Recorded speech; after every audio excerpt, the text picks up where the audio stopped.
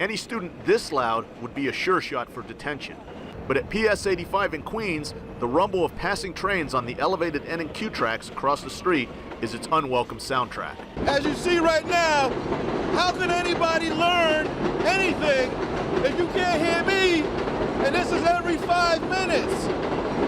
What are they gonna do? Well, the MTA shut most of the Queens line that serves the N and Q last weekend as workers tightened loose track parts. Joints, bolts that may have caused some of the noise right in front of that school.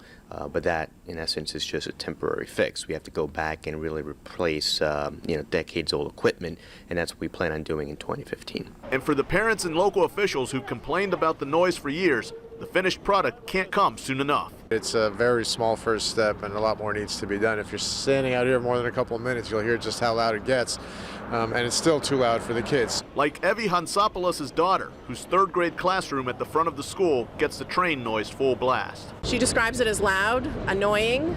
She feels that they could learn better if they didn't have this distraction every few minutes.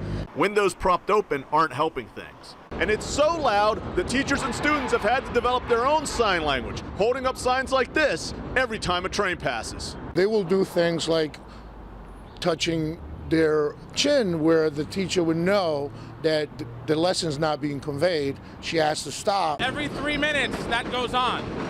So it breaks up their learning day, it takes away from their learning day. Not so, according to the Department of Education, which in a statement said, the issue is roughly 30 years old and there has been no interruption in instruction. We will work with the school on their concerns. And those at the school will keep making those complaints loudly. In Astoria, Jose Martinez, New York 1.